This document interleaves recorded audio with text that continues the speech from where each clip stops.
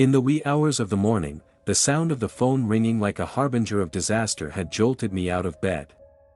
It had been almost 2 hours since then, and I still hadn't reached the crime scene. Should I brace myself for Commissioner Tony's scolding or endure crime scene investigation? Commissioner Steve's words echoing in my ears, late again, Inspector Jonathan. I think you've misunderstood the job. This is not a bank clerk position. 9 to 5. I couldn't decide whether to face Tony's admonishment or endure Steve's lengthy lecture. If my mother heard the curses I threw at my pillowheaded in the early hours, she would wash my mouth out with soap.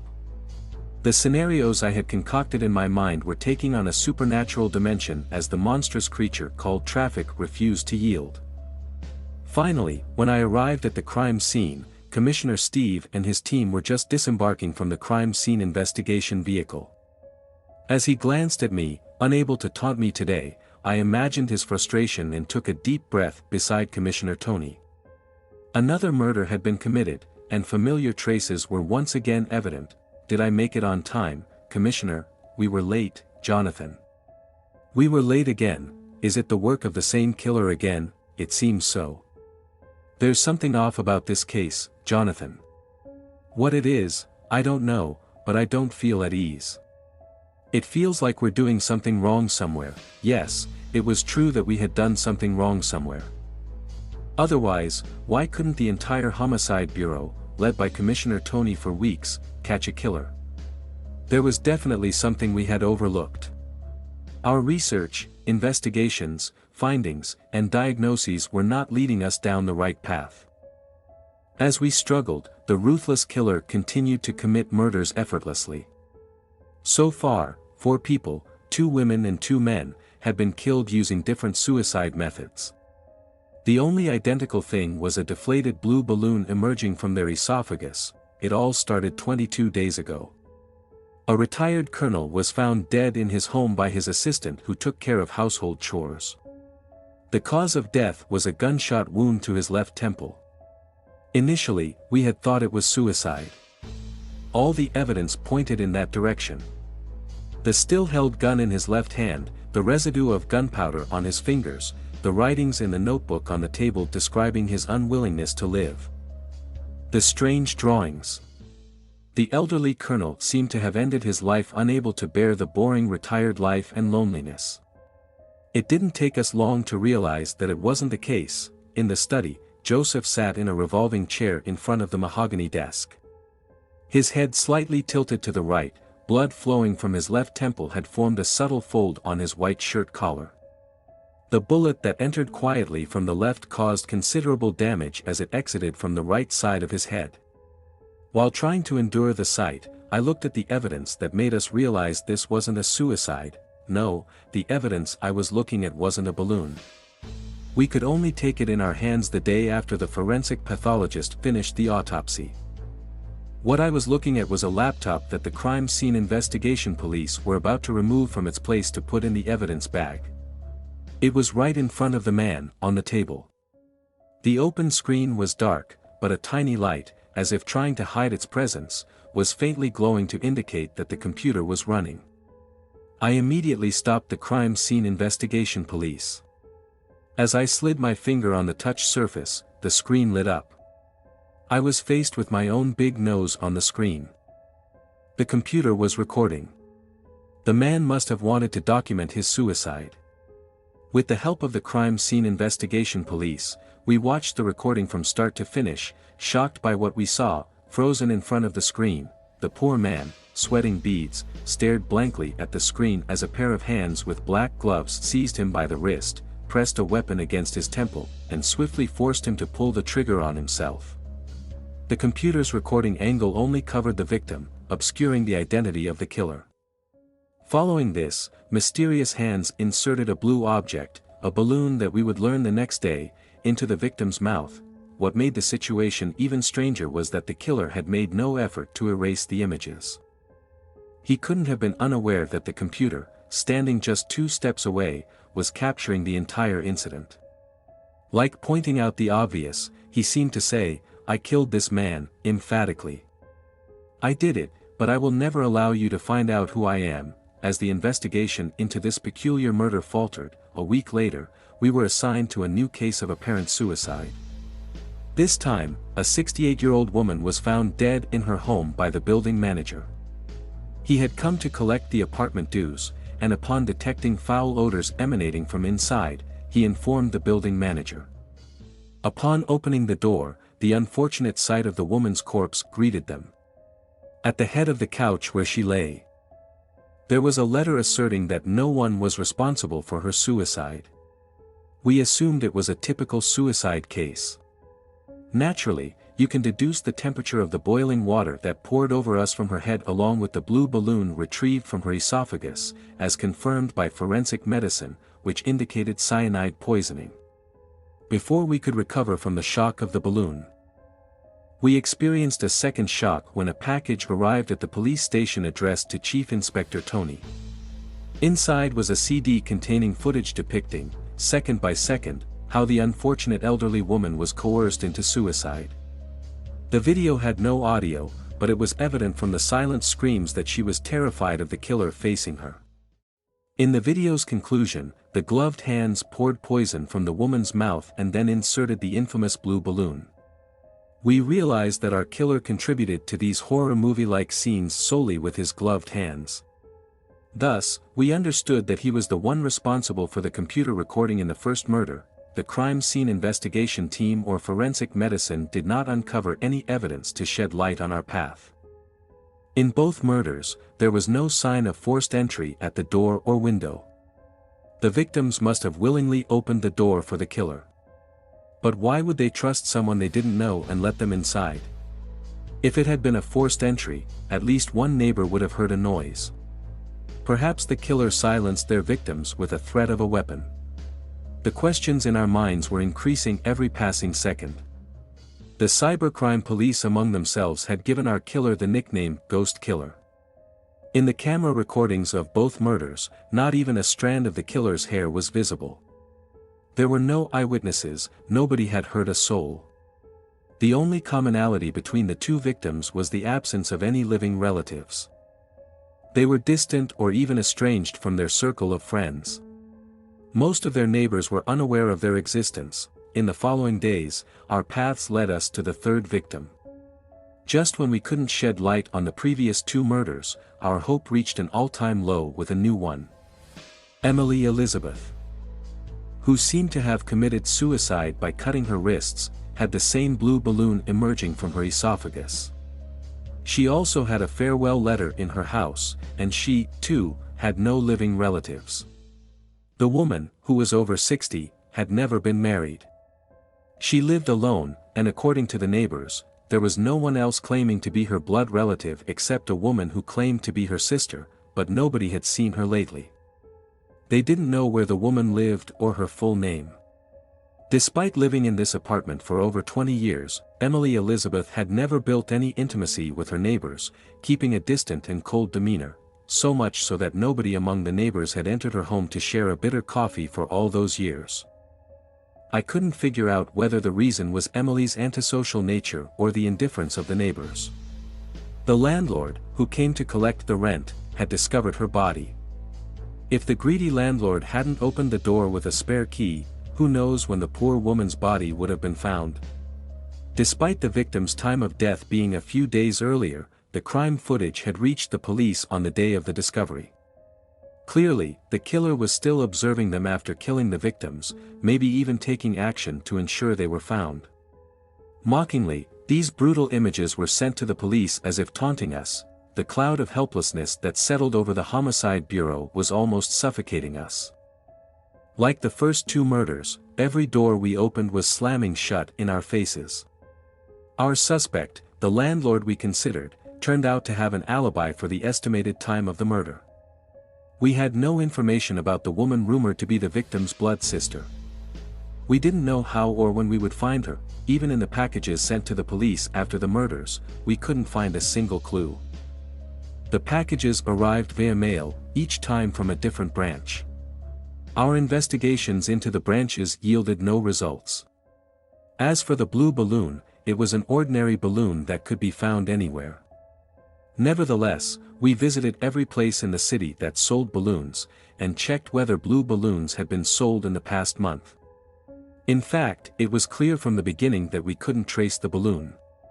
In this age, there was something called online shopping, and it was impossible to track. A few days later, we had encountered the fourth victim.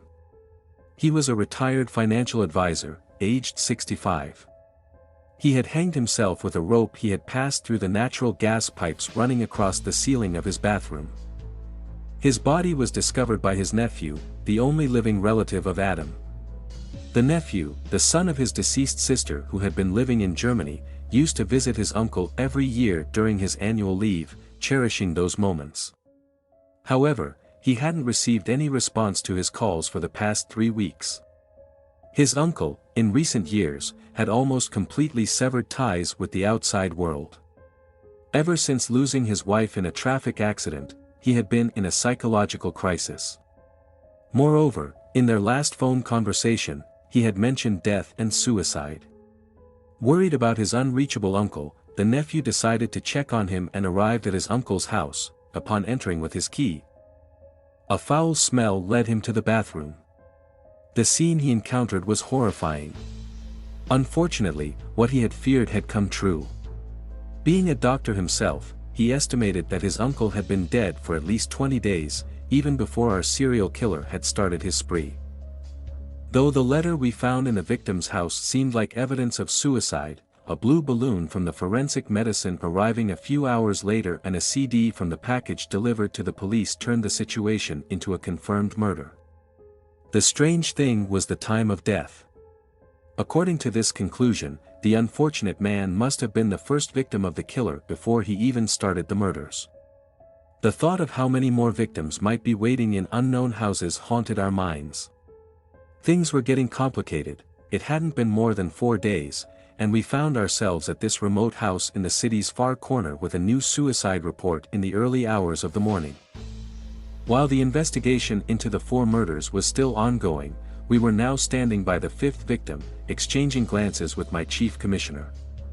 Despite all the evidence pointing towards suicide once again, we were almost certain that this was not the case. The unfortunate woman was 42 years old, married for 10 years, with no children. She was the only child of one of the city's prominent families and the sole owner of the chain of companies inherited from her father. She had been a diabetic since almost a childlike age and used insulin regularly. 2 nights ago, after granting a week off to the household staff, she allegedly committed suicide by injecting herself with an overdose of insulin. It was the first time we had seen someone commit suicide with insulin, a peculiar method. In the first 3 murders, the victims were chosen from individuals without living relatives. However, the situation was different in the last 2 murders. Thus, our theory that the killer targeted only lonely individuals was disproven. Instead of narrowing down our potential victim circle, it was expanding. This meant going back to square one. Additionally, the other victims were similar in age, whereas the latest victim was of the age to be their child. We needed to redefine the profile, understand the killer's motive and goals more precisely. Since our arrival at the crime scene, we hadn't been able to put together more than 5 coherent sentences, and it was time to meet with Michael, who had been crying in one of the back rooms. The man, who had been on a business trip for the past few days, had come home this morning to find his wife's lifeless body. His entire body trembled from the shock. The intervention of the forensic medicine team had somewhat subdued his shaking. "Michael, we need to talk. How are you feeling?" In response to the chief commissioner's question, Michael just lifted his head and looked at him with vacant eyes. Then, he gestured towards the couch opposite the chair he was sitting on and asked us to sit. His voice was raspy and choked from crying. Answering my chief commissioner's question about when he last saw his wife, Michael responded wearily, "It was 2 days ago." I informed her that my meeting would be shorter than expected and that I would be home within 3 days at the latest. Since I didn't have time to scratch my head all day yesterday, we couldn't talk again. I called again at night to ask how she was, but couldn't reach her. Worried, I called one of our assistants. She said my wife had given them all a week off. I got concerned. I cancelled my meetings for the next day and set out immediately. If you were so concerned, why didn't you tell one of your employees to go check on your wife at home? I did, of course, but my wife had told the employees that if anyone returned before a week was up, she would fire them. When I heard that, I thought maybe I was worrying for nothing. Perhaps she just wanted some time alone. But still, I couldn't shake off my unease and came back. Did you come back by car? Yes, I have a fear of flying, so I have to travel by road, I understand. What time was it when you set out on the road? I think it was around midnight. Which hotel did you stay at? At Movenpick. When you spoke with your wife 2 days ago, did you sense anything unusual in her voice or conversation? No, she was perfectly fine. She was glad that I would be coming back early. After his last words, Michael began to cry, hiccuping. The towering man looked vulnerable, resembling a defenseless child. We gave him some time to compose himself. Are you okay? Can you continue? Sorry, Chief Commissioner. Please go ahead, I'm listening. Both my Chief Commissioner and I despised this situation. The deceased were gone, leaving us to clean up the wreckage they left behind. We felt as if we were thrusting a dagger into the hearts of the victims' loved ones, adding pain upon pain. But there was nothing to be done. Unfortunately, this was also part of our duty. How was your wife's relationship with her circle of friends? My wife was a well-liked and respected woman in society. She had a wide circle of friends, and she got along very well with all of them. She enjoyed spending time with them. We often attended various gatherings and even went on vacations together. The idea that she would commit suicide didn't even cross my mind. I can't comprehend it. Why did she do this? Michael's half-dried tears began to trickle down his cheeks again. My God, why would she do something like this when I loved her so much? He whispered. His lips seemed to be uttering a lament while his heart cried out. The man's distraught state had deeply affected me. There was nothing I could do to console him. After a few seconds of silence, my Chief Commissioner resumed the questioning. Has she ever exhibited any behavior indicating a tendency towards suicide? No. What suicide? My wife was a lively woman. Her face was never without a cheerful laugh, he said. I sensed that he recalled the moment he found his wife's body from the pain reflected on his face. How was your marriage? Did you have any problems? We were actually very happy, but... He began, his voice hesitating as if unsure whether to speak or not. We had some problems recently, as my Chief Commissioner asked. What kind of problems, Michael? He started sweating like a student taking an exam. He hastily threw his loosened tie onto the couch. The pin on the tie must have had a special design. It didn't look like a typical pin. It was different, with a Harley-Davidson motorcycle engraved in silver with ruby stones. While I gazed at the accessory, probably worth 3 times my salary, with a sigh, Michael, in an embarrassed tone, answered the question after a troubled breath. Well, how should I put it? I don't know. We got married because we loved each other deeply. For years, nothing diminished our love and respect. On the contrary, each day we became more tightly bonded to each other. Yes, we didn't have a child, but we didn't need one to strengthen our connection. We were happy just as we were. I'm not saying we never argued, of course. Small arguments happen in every home. Our fights were like a flash in the pan, quickly passing. Afterward, we would become even more united. But a foolish mistake I made completely disrupted our whole routine. Please tell us, what was this mistake? It was about 5 or 6 months ago, Chief Commissioner. I was on a business trip. I went down to the hotel bar to have a drink and relax after a day's work. That's where I saw her. Saw who? I don't know her name. She was young, beautiful, even stunning. We chatted at the bar all night. Her beauty and charming conversation had captivated me. Of course, the alcohol played its part too. You can guess the rest. I had never hidden anything from my wife until that point. I couldn't hide this, I couldn't deceive my wife knowingly. As soon as I returned from the business trip, I told her everything and begged for forgiveness. I promised it would never happen again. And it never did. But my wife couldn't trust me anymore. She was tormented by the pain of betrayal. Her psyche was severely affected. She accused me of cheating because we didn't have a child. She wanted a divorce. I couldn't give up the woman I had fallen in love with because of a small mistake. I was willing to be a slave at her doorstep if it meant regaining her trust. Eventually, I suggested going to a psychiatrist together, thinking that maybe we could overcome this crisis with professional help.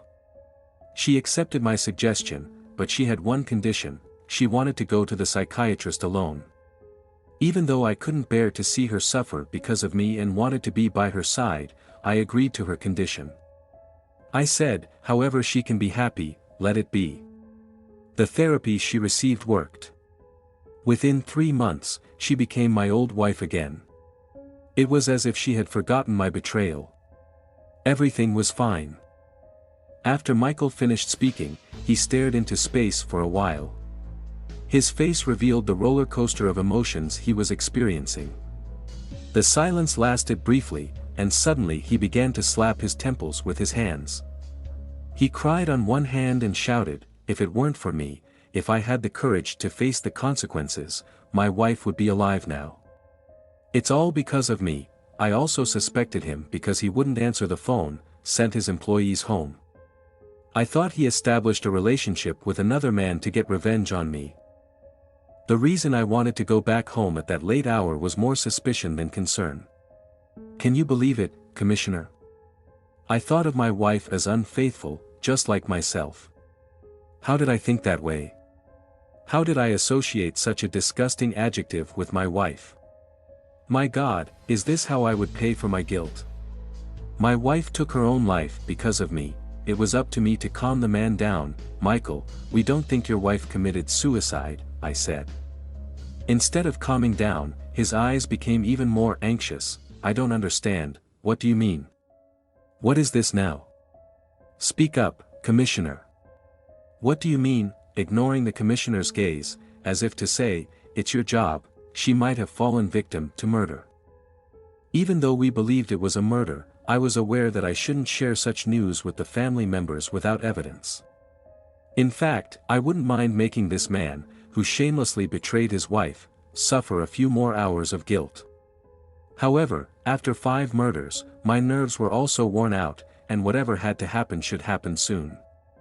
Michael, with eyes blazing with anger, fixed his gaze on me. "Commissioner, don't talk nonsense. What do you mean, fell victim to murder? Haven't you seen the letter? She wrote, 'I don't want to live with this pain anymore.' She neither forgot my betrayal nor forgave me. Because of me. Should I think that my poor wife, in order to cover up my guilt, became the victim of a murderer, writhing, suffering, and fearing? No. I am guilty. The incident I thought was a small mistake has apparently sealed her fate. Arrest me. Give me life imprisonment. In fact, that's not enough. Kill me, Commissioner.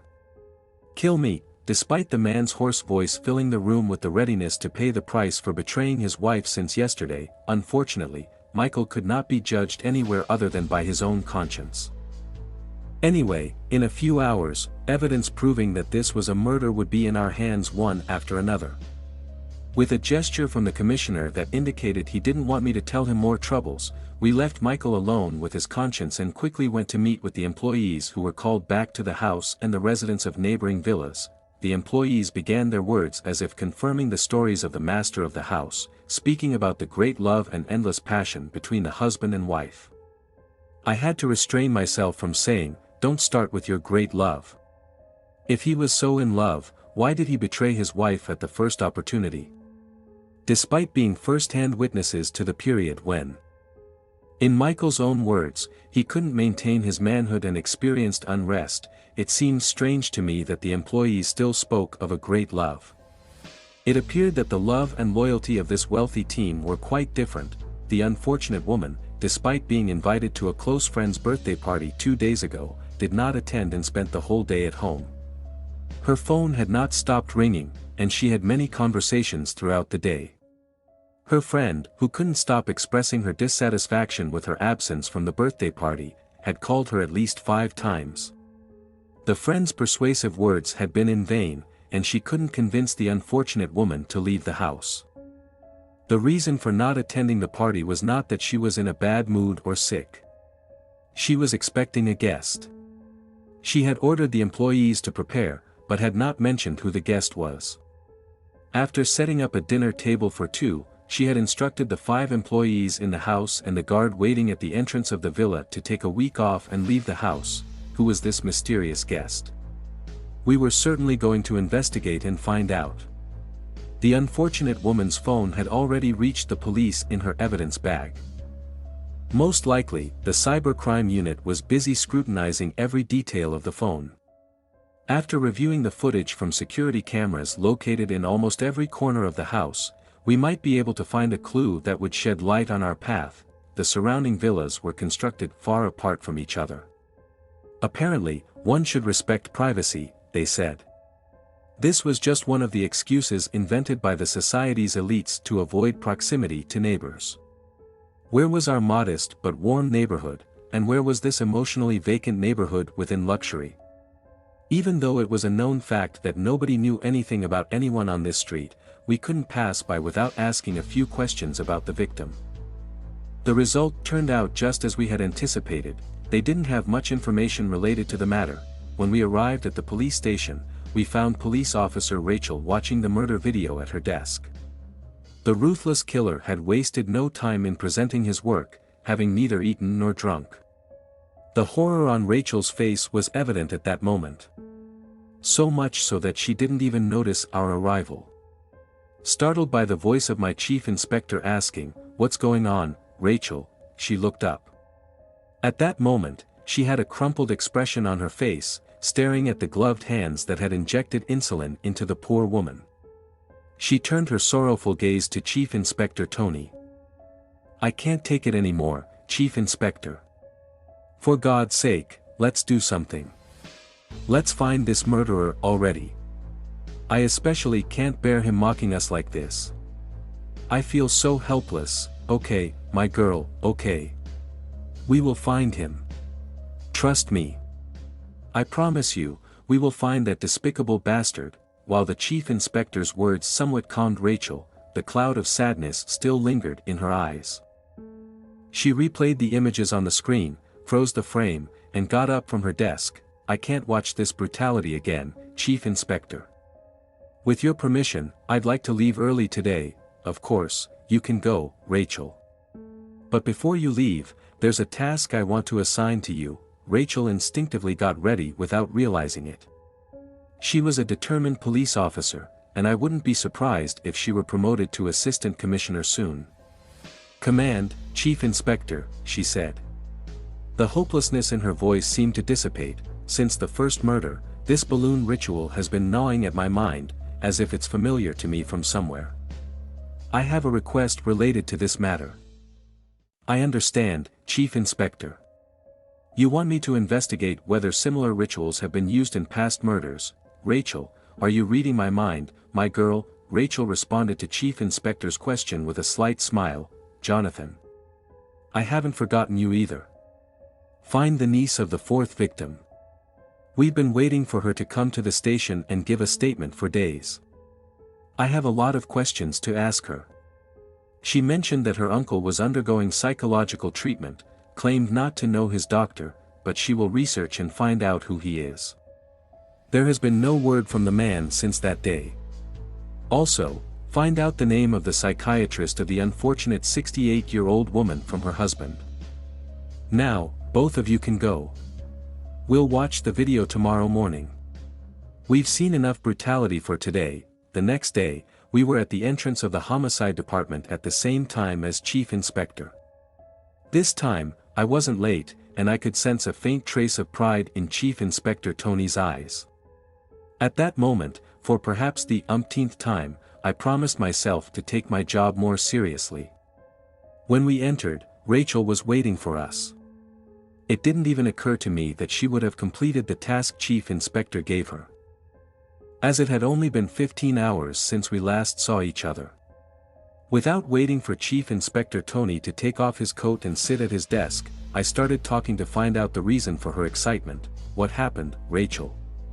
Don't tell me you've solved the mystery of the blue balloon. I'm sorry, Jonathan, but that's exactly what I was going to say. No way, I won't be surprised by you anymore. Ignoring my bewildered state, Rachel placed the file she held on Chief Inspector Tony's desk and said, "You were right, Chief Inspector." "About what?" "About the ritual. Our killer imitated the blue balloon ritual. Look, newspaper clippings are here.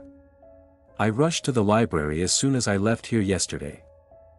With the help of a friend, we went through newspaper articles from the last 30 years. As soon as I found the Blue Balloon Murders headline, I contacted a few people and learned the details of the investigation." She laid out the clippings she extracted from the file and shared the additional information she had gathered. Continuing to speak, she showed a blurry photo from the newspaper. "This is Jason Alexis. 25 years ago, he committed 6 murders. Blue balloons emerged from the esophagi of all 6 victims. He killed his victims using different methods. Unlike our killer, he didn't give them the appearance of suicide or document the murders, but the blue balloon part is exactly the same. The dimensions of the balloon are even identical. The incident happened in Texas, but the man was caught by Taylor Hook, who was the commissioner of the homicide department at the time, in New York. Taylor Hook later became a chief inspector and is now retired.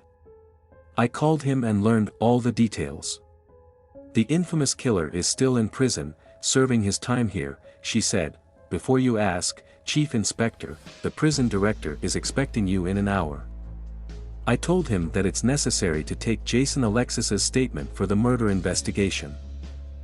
And he immediately agreed, "Allowing you to have a meeting in a private room," Chief Inspector said. "Well done, Rachel," with pride in his eyes and voice. I, on the other hand, had yet to fulfill any of the tasks assigned to me. I wouldn't be able to for a while as we hurriedly made our way to the prison. We had to wrap up this business before noon. Jason Alexis looked very different from his appearance in the newspaper clippings. The few remaining strands of hair on his head had turned gray, his shoulders slumped, his teeth were yellowed from smoking, and deep lines marked his forehead and the corners of his eyes. He should have been in his 60s or mid-60s, but he looked like he had reached 80. He appeared more like an ordinary prisoner of fate than the infamous serial killer of years past. "Tell me, Chief Inspector. What do you want from me, the secret of the blue balloon? Are you a cop or a journalist, man?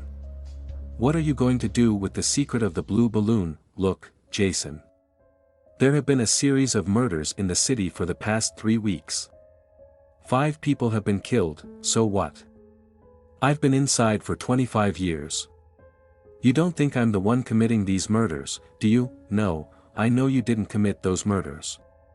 It's not about you, it's about the manner in which the murders you committed are being copied." "What do you mean?" "For the past 3 weeks, someone has been imitating your blue balloon murders, so what? Maybe you don't know, but I was a famous killer back in the day. Still, your cooperation could help us." "What can I do, Chief? I've been locked up for 25 years, and I don't know how much longer I'll be in here. I got life without parole. I don't even see the streets in my dreams anymore. How can I help you from where I'm sitting?" "You can tell us, what? How I committed the murders?" "No, why you committed the murders. You haven't said a word about that to the prosecutor or the judge. Maybe your reasons could help us understand the killer better. It's been a century, Chief. Can't we just leave it buried? If we don't unearth it now, I'm afraid more people will lose their lives." "Jason," after sizing up the chief and me for a short while, Jason said, "If you want to know the reason behind my murders, we have to go way back, Chief, to my childhood, even before that. Get yourself a coffee if you want. My story is going to take a while." The chief declined Jason's offer for coffee. I couldn't help but think. I haven't had coffee with a notorious serial killer yet. What else is there? In my mother's village, they used to call my father a bandit. He lived in the mountains. Nobody knew where he came from, his lineage. He just suddenly appeared one day. In those years, the villagers, relying on bandits instead of law enforcement for justice, would praise my father's honesty, bravery, and integrity. Thanks to him, they could sleep at night without fear. They knew the bandit was on guard at the foothills of those mountains, and they knew he wouldn't allow any wrongdoing. My mother wasn't even 17 at that time. She fell for this brave man. My father, too, took a liking to my mother at first sight. However, my mother was engaged. They said it couldn't happen. My father made the impossible happen. One day, he took my mother away, just like he threw a saddle on his horse. They couldn't stay on that village slope anymore because my mother's relatives were after them. They escaped to a distant mountain village, thinking they left everyone and everything behind. 5 years passed. I was born during that time. My father used to transport goods with a truck across the border. My mother embroidered lace for the dowries of the village girls. From Jason's misty eyes, it was evident that he had returned to his childhood years. How strange it was this man a ruthless killer who took the lives of 6 people 25 years ago? It was unbelievable. We had lived happily until that day came. I was looking at Jason's face in astonishment. The innocent child seemed to have vanished, and the ruthless killer had returned. The anger that clouded his eyes was hard to miss. Impatiently, I said, "Well, what happened that day?" I wish I hadn't asked. Jason, with unexpected agility for his slender build, sprang from his seat. "May God curse you. May God curse all of you. Is this even acceptable? What did you want from us?" he exclaimed, lifting me from my chair not only by words but also by grabbing me and tossing me to the side. If the commissioner hadn't intervened, I don't know what more he would have done. First, he looked at Detective Tony, who stood in his way, then at me, bewildered. It was as if he was in a trance and had just snapped out of it. "I'm sorry, Commissioner. I didn't mean any harm. I lost myself when I remembered that moment. Please forgive me," he said. Then he turned to me and said, "I apologize, young man. Please forgive as well." Without uttering a word, I nodded. When we sat back around the table, the commissioner was busy sending the guard who responded to the noise away. That day was my mother's birthday. She loved the color blue. She had sewn herself a blue dress with her own hands and was wearing it. My father had come with a bunch of blue balloons and decorated our backyard with them. Our garden had turned into a festive place. Along with a handful of blue balloons, my father had brought news that made my mother smile. Her relatives had given up searching for them. They had let go, but my mother's relatives weren't inclined to forgive the stain on their honor.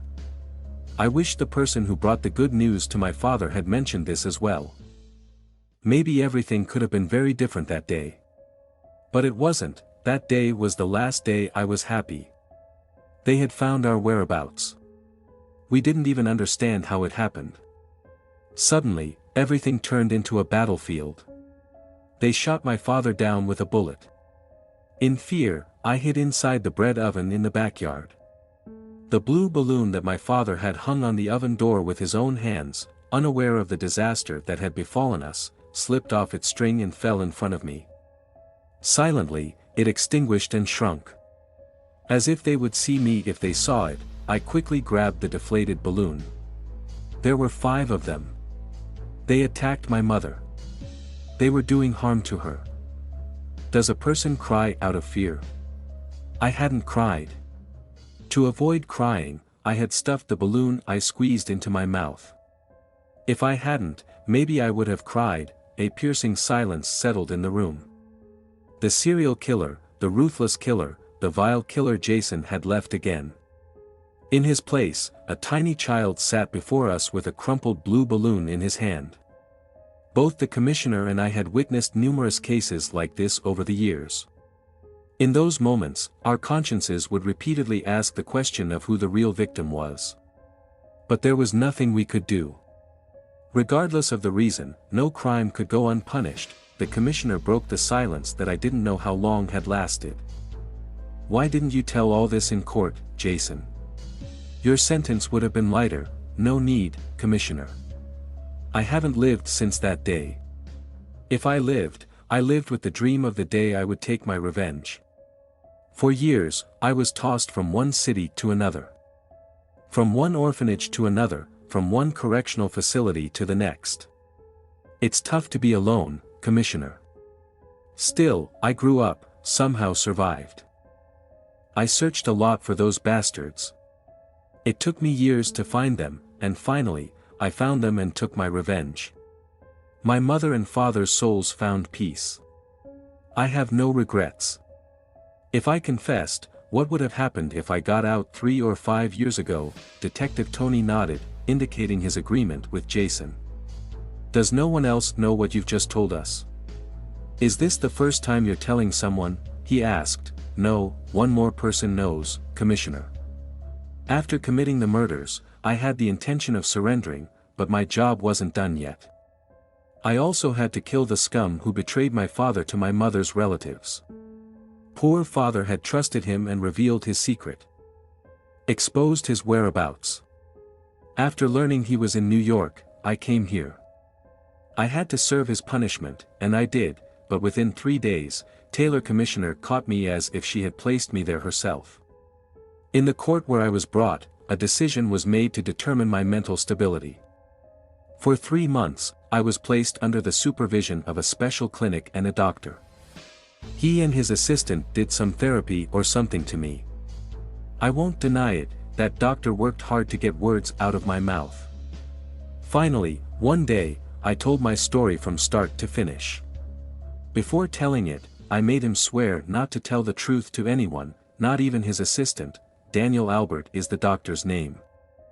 Jason continued. "He agreed to submit a report to the court stating that I am mentally stable, and he vowed to live with this secret until he dies. He accepted. I not only told that doctor the reason but also explained how I committed the murders in the finest detail. Would you believe it, Commissioner, he listened to me not with fear or judgment, but with admiration. Strange, isn't it? Yes, strange, but that's how it is. Except for that doctor, no one has known my secret until now.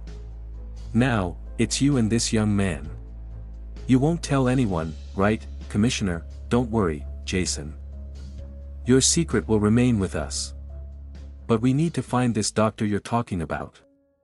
That name is crucial for us. Do you remember the doctor's name?" Commissioner asked. "Doesn't a person forget the name of their confidant, Commissioner?" "Of course, I remember," Jason said. After a short silence, he mentioned the doctor's name.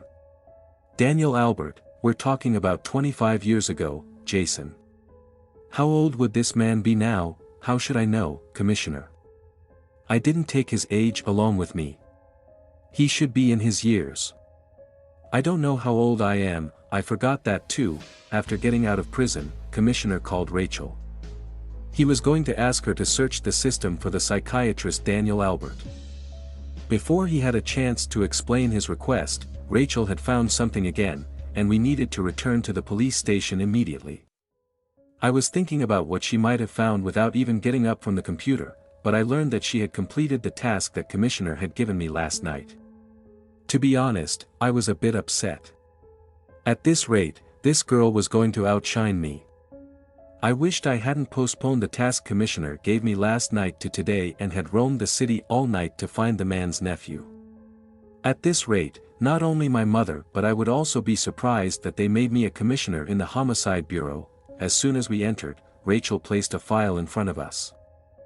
When I lifted the cover of the file, I saw the photo of the man's nephew. I gave Rachel a slightly disappointed look. She seemed indifferent to my current mood. It was actually an unnecessary disappointment on my part. After all, we were a team, and supporting each other should be our top priority. You did a great job, Rachel. If it were up to me, this case wouldn't be finished today, I said, with a tone that wasn't sarcastic at all. Rachel, who had recently adopted a cold attitude, started to speak without compromising that frosty demeanor. "Commissioner, I found the nephew of the man we've been waiting for to come to the police for days. And not only did I find him, but I also learned some very interesting things about him." "Let's hear those interesting things," I said, unable to hide the sarcasm in my voice this time. She didn't seem to care. Was she ignoring me? I couldn't understand why she was treating me this way. It had happened after the investigation into the Eric Sion case, which was found dead in an empty vacation home in Miami a month ago. My eyes had opened, and I had left with a broken heart from a romantic affair. As time passed, my wound began to heal, and the heartache started to lessen. But then I noticed that Rachel had been extremely distant and cold to me. The old Rachel was gone, replaced by a refrigerator. I didn't ask for the reason, but I hadn't had a day when I thought I deserved this behavior. The man's nephew said he arrived from Germany on that day and found his uncle's body when he came home. Yes, he had told us that. Well, Chief Inspector, it turns out it's not like that at all. Today, I almost searched everywhere for that guy. His cell phone number was unreachable. He couldn't be at his uncle's house. The crime scene investigation team had finished their work there just yesterday, and as far as I know, no one had handed over the keys to his nephew. Since he couldn't leave the city, I thought maybe he was staying in a hotel. So I called all the hotels. Finally, I found our guy in a quite luxurious hotel. You'll be surprised by the receptionist's response when I asked if he had checked in 3 days ago. The man checked into our hotel a month ago. He had indeed arrived at his uncle's house that morning, but not on a Germany-New York flight, as he claimed, but on a Florida-New York flight. According to the information I obtained from the airport, he had entered New York from Germany a month ago and then flown to Florida a week later. That's where all the information is. What are you saying, Rachel? Did he lie to us? Jonathan. Hurry up and find this guy and bring him here. As I attempted to get up, I sat back down with Rachel's voice. Unfortunately, my resourceful colleague had taken care of this task for me. We didn't need to find him, Chief Inspector, because he has been waiting in your room for an hour. He has been running around in Germany for the past 3 days, trying to settle some unfinished business. At the same time, he has been researching the name of his uncle's psychiatrist, as he promised you. He found an old friend of his uncle who said he had no idea what he had been doing or who he had been meeting lately since he last saw him at his wife's funeral. However, he knew who the doctor was. Years ago, he had received psychological treatment at a private clinic. He probably went there again. Upon learning the doctor's name, my nephew rushed here. He is still unaware of the suspicions about him. He is eagerly waiting for you to arrive. Without being able to explain his troubles, the nephew found himself in the interrogation room. It was evident from his bewildered expression that he was taken aback. "Why did you lie to us?" "I didn't lie, Chief Inspector. I don't understand anything. Why did you bring me to the interrogation room?" Ignoring the man's question, Chief Inspector turned the situation into a beating with a new question. "When did you arrive in America?" "I told you." "What did you say?" "Are you still going to lie? Stop twisting the truth and tell it straight. Your life depends on telling the truth. Suddenly, you may find yourself in front of the prosecutor as a suspect in 5 murders. Tell us so that the question marks in our minds can be cleared." "A month ago, my Chief Inspector." "A month ago, what?" "I came to the country a month ago. I didn't inform my uncle. I was tired of spending my annual leave with him every year. Especially after my aunt died, he was inconsolable. I was supposedly coming to relax, explore my country, but my uncle wouldn't let me out of his sight for even 5 minutes. Imagine, a doctor spending his annual leave playing backgammon with his uncle.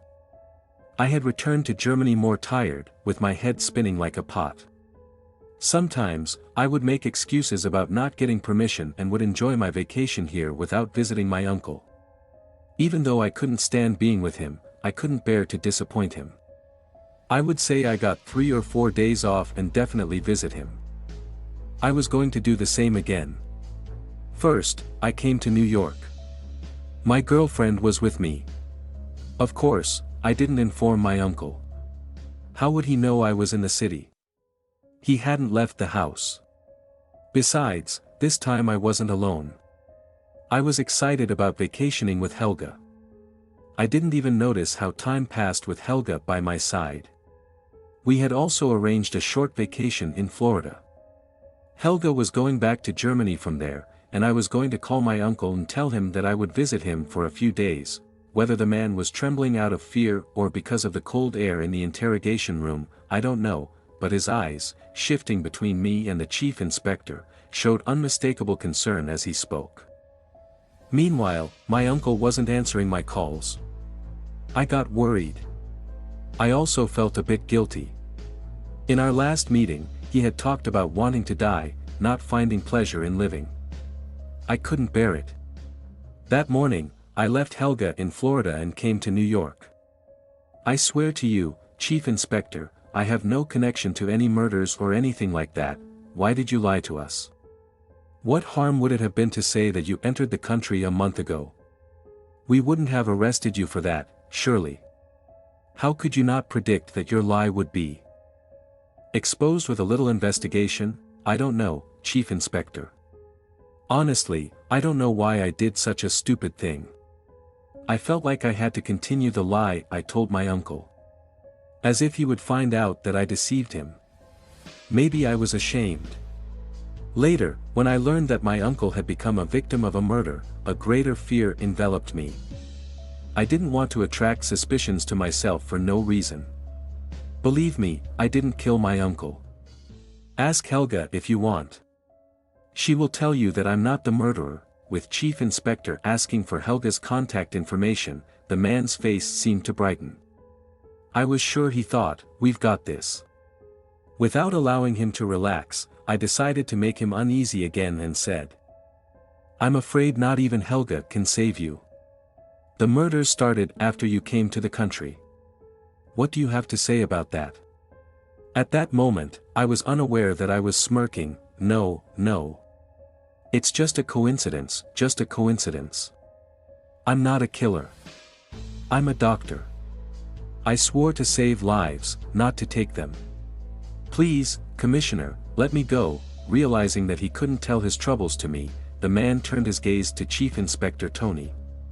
The man who was trembling out of fear a while ago was now sweating profusely. I swear, Chief Inspector, I haven't killed anyone. How could you think I would harm my uncle? I continued the psychological pressure. Oh, you killed others but couldn't harm your uncle. Is that it? No.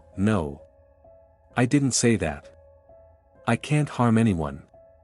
I didn't kill the others, and I didn't kill my uncle. Inspector Tony, as usual, put the final punctuation mark on the interrogation. The man, upon hearing the words of the inspector, looked at him as if just realizing that he was in big trouble. I'm sorry, but I have to take you into custody. At the moment, I don't have any evidence to release you. Let's find this Mrs. Helga, and we'll figure out the rest later. You'll be with us for a while, you understand. Just as he was about to leave through the door, my inspector turned back to the man. Oh, I almost forgot, what's the name of that doctor? While the man continued to stare blankly, he said, I'm talking about your uncle's psychiatrist, my boy. What's his name? The man hastily took out his wallet from the back pocket and handed the inspector a note he took from it. I glanced at the note. When I saw the name written on it, I exclaimed, wow.